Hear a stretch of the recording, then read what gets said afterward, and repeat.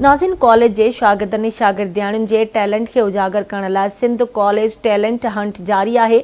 नवाबशाह जे degree college में Sindh college talent Hunt तहत science, painting, software, हथ जो हुनर, ड्रामनि ऐं किरात जा मुक़ाबला कराया विया, जिन में शहीद बेनज़ीराबाद डिवीज़न जे कॉलेजनि जे शागिर्दनि शागिर्दियाणियुनि पारां हिस्सो वरितो वियो। नवाबशाह खां रिपोर्ट करे आहे एक डाहिरी।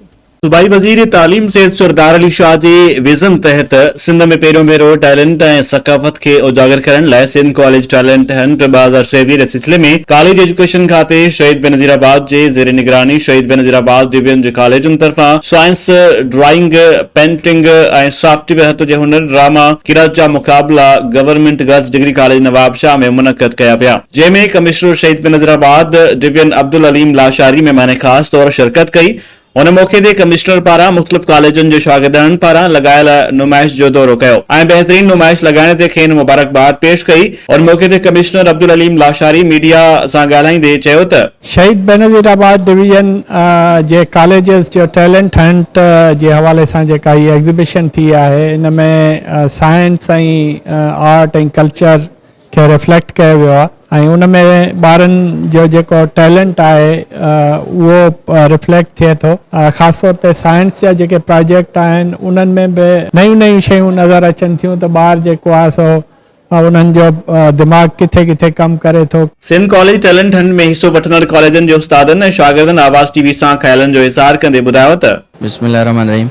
अज असांजे intercollegiate first talent hunt programme है सैयद सरदार अली शाह साहब ऐं सेक्रेटरी कॉलेज एजुकेशन ऐं असांजे डीजी साहब रीजनल डायरेक्टर कॉलेज शहीद बेनज़ीराबाद मैडम शाहिदा परवीन जे हिदायत ते ये जेको अॼु असांजो इंटर डिस्ट्रिक्ट कॉलेजिएट जो अॼु कॉम्पिटिशन आहे, इन में अॼु ॿारनि जो टैलेंट ॾिसी तमामु घणी ख़ुशी थी आहे ऐं उन में शागिर्दनि जा जेके बायोलॉजी जा साइंस प्रोजेक्ट्स आहिनि, आर्ट्स जो जेको फ़न आहे उहो ॾिसी तमामु घणी ख़ुशी आहे ऐं इहो ॾिसण में आयो आहे त हिते तमामु घणो टैलेंट आहे, जंहिं टैलेंट खे उजागर करण लाइ फाइन आर्ट्स में, साइंस जे प्रोजेक्ट्स में ऐं मुख़्तलिफ़ आर्किटेक्चर्स में जेकॾहिं शागिर्दनि खे मौक़ा फराहम कया विया त इंशाअल्लाह हे शागिर्द असांजो न सिर्फ़ु शहीद बेनज़ीराबाद रीजन जो बल्कि सिंध पूरे पाकिस्तान में असांजो नालो रोशन करे सघनि था। बिस्मिल्लाहिर्रहमानिर्रहीम। Khadim Hussain Korai, incharge principal degree college दौड़।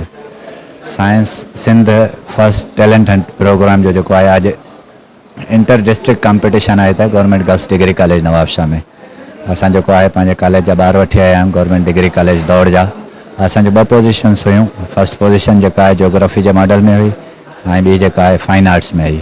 तमामु मज़ो अचे पियो असांखे। तमामु बहितरीन जेके आहिनि प्रोजेक्ट्स ॿार ठाहे खणी आया आहिनि। ॿारनि जी तमामु हौसला अफ़ज़ाई थी आहे। और मैं first year pre medical section A से हूँ।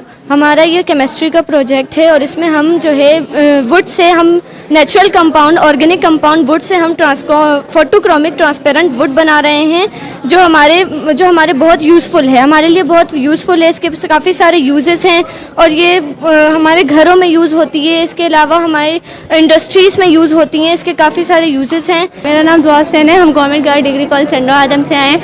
हमने डीसी जनरेटर बनाया है। डीसी जनरेटर वो है a device use the convert mechanical energy, electrical energy, mechanical energy से इसमें लाइट प्रोड्यूस होती है और फिर ये इसकी EMF प्रोड्यूस होती है। और डीसी जनरेटर के 2 टाइप्स होते हैं, एक होता है AC, एक होता है DC।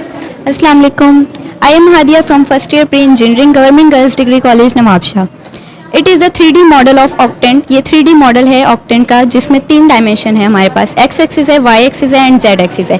2 डायमेंशन में क्या होता है कि X एक्सिस और Y एक्सिस होते हैं, लेकिन हमने ये 3 डायमेंशन बनाया है जिसमें X axis, Y axis and Z axis तीनों प्लेन्स हैं।